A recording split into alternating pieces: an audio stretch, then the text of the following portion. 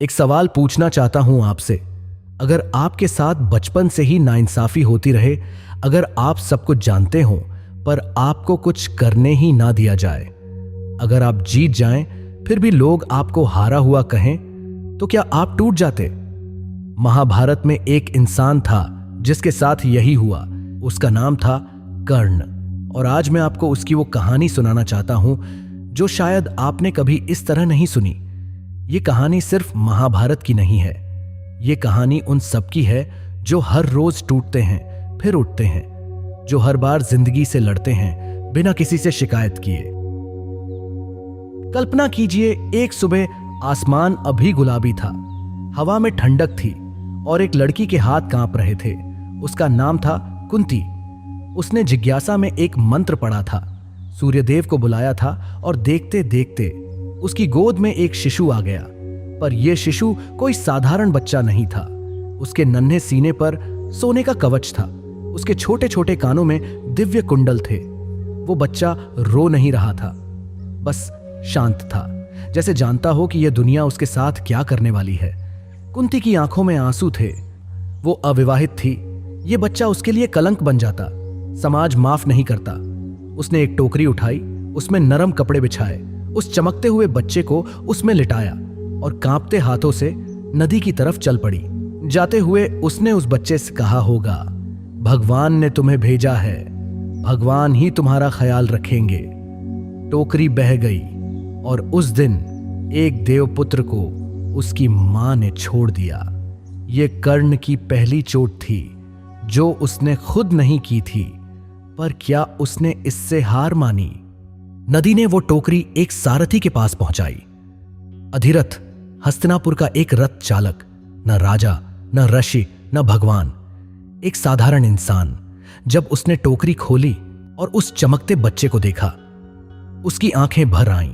वो भागा घर की तरफ, पत्नी राधा को बुलाया और जब राधा ने उस बच्चे को गोद में लिया, वो फूट फूट कर रो पड़ी। वर्षों की प्रार्थना का जवाब मिल गया था।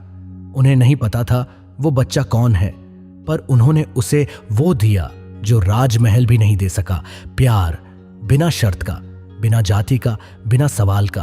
कर्ण ने अधिरथ को पिता माना जीवन भर। बाद में जब पूरी दुनिया उसे सूत पुत्र कहकर गाली देती थी, कर्ण ने कभी अपने पिता का नाम लेकर शर्म नहीं की। यह उसका पहला सबक था, जिसने तुम्हें प्यार दिया उसे कभी मत भूलो। जब कर्ण बड़ा हुआ, उसके भीतर एक आग जली, योद्धा बनने की आग, सम्मान पाने की आग, खुद को साबित करने की आग। वो द्रोणाचार्य के पास गया, जो उस समय के सबसे बड़े गुरु थे। झुककर प्रणाम किया, हाथ जोड़े, विनती की, गुरुदेव मुझे भी सिखाइए। द्रोण ने एक सवाल पूछा, तुम्हारा वंश क्या है? कर्ण ने सच बोला, सारथी अधिरथ का पुत्र हूं। और द्रोण ने मुंह फेर लिया, यह विद्या राजकुमारों के लिए है। सोचिए, एक पल, एक बच्चा जो सूरज का बेटा है, जिसके पास दिव्य कवच है, उसे सीखने का भी हक नहीं, सिर्फ इसलिए कि वो किस घर में पला। यह दर्द कितना गहरा रहा होगा, आप सोच सकते हैं। उसने हार नहीं मानी। उसने सोचा, अगर यह दरवाजा बंद है तो कोई और रास्ता जरूर होगा। उसने सुना था परशुराम जी के बारे में, वो महर्षि जो सिर्फ ब्राह्मणों को पढ़ाते थे। और कर्ण ने एक फैसला किया जो शायद नैतिक नहीं था, पर जो एक टूटे हुए इंसान की आखिरी उम्मीद थी। वो ब्राह्मण का वेश बनाकर परशुराम के आश्रम पहुंचा। परशुराम ने उसे देखा, एक तेजस्वी युवक, विनम्र, ज्ञान का भूखा। उन्होंने स्वीकार किया और महीनों की मेहनत के बाद एक दिन परशुराम ने खुद कहा, पुत्र, तुमने मुझे भी पार कर लिया। जब दुनिया ने नकारे हुए इंसान को खुद उसके गुरु ने सर्वश्रेष्ठ बताया। ये होती है मेहनत की ताकत। जब रास्ते बंद हों तो मेहनत नए रास्ते खोलती है। एक दोपहर की बात है, परशुराम थके हुए थे। उन्होंने कर्ण से कहा, पुत्र, थोड़ा आराम करना है, मुझे अपनी गोद दो। कर्ण बैठ गया। गुरु सो गए और तभी एक कीड़ा आया और उसने कर्ण की जांघ में काटना शुरू किया। दर्द असहनीय था, खून बहने लगा, बूंद बूंद, पर कर्ण हिला नहीं, क्योंकि अगर वो हिलता तो गुरु की नींद टूट जाती। और उसने सोचा, गुरु की नींद मेरे दर्द से बड़ी है। ये सोचिए एक पल कितना बड़ा दिल रहा होगा उस इंसान का जो खुद खून में था, पर चुप रहा सिर्फ इसलिए कि किसी और की नींद न टूटे। जब परशुराम जागे, खून देखा, समझ गए। कर्ण ने सब सच बता दिया। गुरुदेव, मैं ब्राह्मण नहीं हूं, पर मेरी नीयत सिर्फ ज्ञान की थी। परशुराम का दिल टूट गया। उन्होंने श्राप दिया, जब तुम्हें सबसे ज्यादा जरूरत होगी उस पल ये ज्ञान, ये विद्या तुम्हें याद नहीं रहेगी। कर्ण की सबसे बड़ी ताकत उससे छिन गई। सोचिए, उसने झूठ बोला था सिर्फ सीखने के लिए, क्योंकि जाति ने उसे सीखने नहीं दिया था। कर्ण की एक आदत थी, हर रोज सूर्योदय के बाद जो भी मांगे वो देता था, कभी ना नहीं कहता था। यह खबर स्वर्ग तक पहुंची और पहुंची इंद्र तक। इंद्र जानते थे जब तक कर्ण के पास यह दिव्य कवच और कुंडल हैं, कोई उसे नहीं मार सकता, अर्जुन भी नहीं। तो उन्होंने एक योजना बनाई। उसी रात सूर्यदेव खुद कर्ण के सपने में आए। पुत्र, कल एक ब्राह्मण आएगा, वो कवच कुंडल मांगेगा, वो इंद्र हैं, मत देना। कर्ण ने सुना, समझा, और फिर भी अगले दिन जब एक बूढ़ा ब्राह्मण आया, जब उसने कांपते हाथों से मांगा, हे वीर, मुझे तुम्हारा कवच और कुंडल चाहिए। कर्ण ने एक पल भी नहीं लिया। उसने अपने सीने से कवच उखाड़ा, खून बहा, अपने कानों से कुंडल निकाले और मुस्कुराते हुए दे दिया। इंद्र प्रकट हो गए। चौंक कर पूछा, तुम जानते थे? कर्ण ने कहा, हां, जानता था, पर मेरा वचन मेरी जान से बड़ा है। दानवीर कर्ण अगर एक बार मना कर दे तो वो कर्ण नहीं रहता। उस दिन कर्ण ने अपनी अमृता दान कर दी। ये सोचिए, भगवान ने सपने में आकर कहा था मत देना, और फिर भी उसने दे दिया। क्यों? क्योंकि उसके लिए वचन जान से बड़ा था। दुनिया में बहुत कम लोग होते हैं जो अपने वचन के लिए सब कुछ दे दें। कर्ण उनमें से एक था। कुरुक्षेत्र के युद्ध से एक रात पहले श्री कृष्ण खुद कर्ण के पास आए अकेले, और उन्होंने कहा, कर्ण, तुम कुंती के सबसे बड़े पुत्र हो, तुम पांडव हो।